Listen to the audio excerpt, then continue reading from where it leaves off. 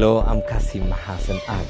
15 non-governmental organizations accused of financing terrorism activities in the country have been deregistered by the NGO Coordination Board. The board executive director Fazul Mohammed says bank accounts of the NGOs have been frozen and permits of foreign workers revoked. Mohammed says they have identified the financiers of the NGOs that have been promoting terror activities in the country and the region. It has come to the attention of the board that some NGOs have been used for criminal activities, including as conduits of terrorism financing in Kenya and in the Horn of Africa. In collaboration with security agencies, both locally and internationally, the board has identified these NGOs, their collaborators, sources of funding, and their activities.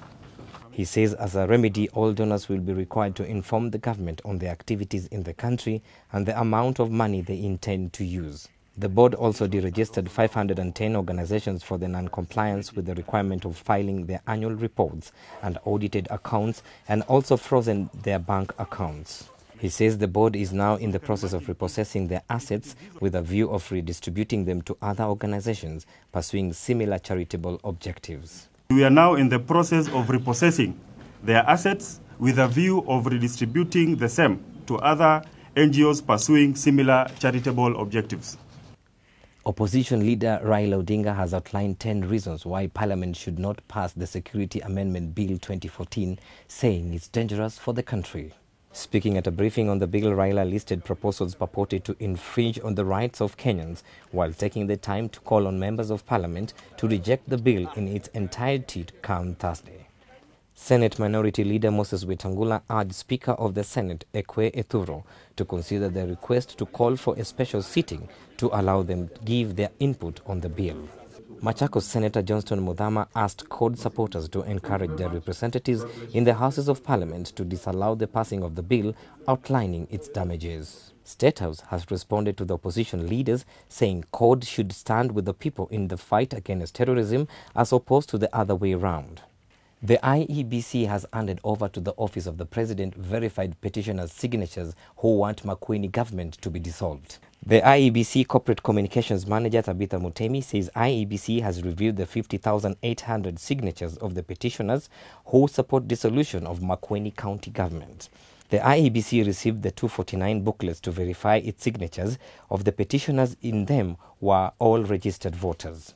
It was also mandated to check if the petitioners meet the threshold of the County Government Act.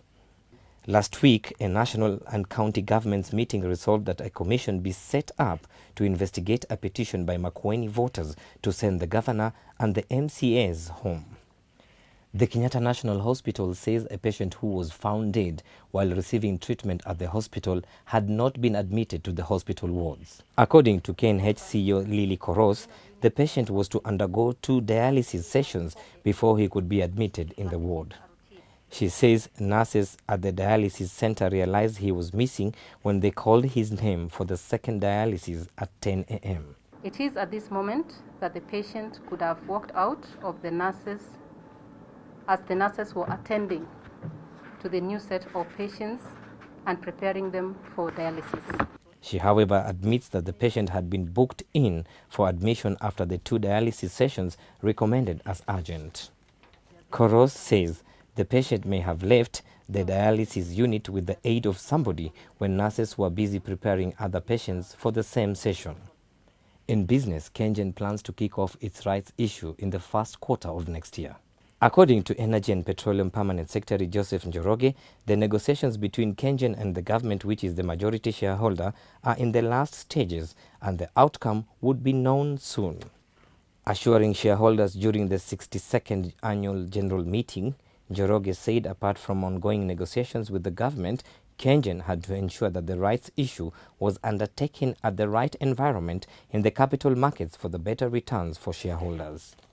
KenGen targets to raise a total of 30 billion, with 15 billion from the rights issue, while the rest through government means yet to be decided. And in sports, Harambee Stars striker Alan Wanga is keen on signing a new contract with Sudanese side El Merreikh despite other offers.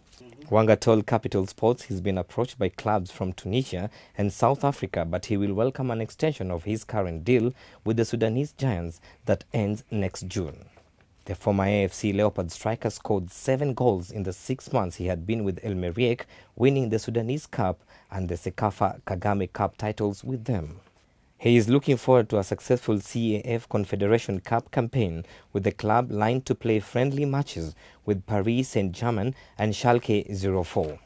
For more on this and other stories, do log on to our website www.capitalfm.co.ke/TV. I've been your host, Kasim Hassan Ali.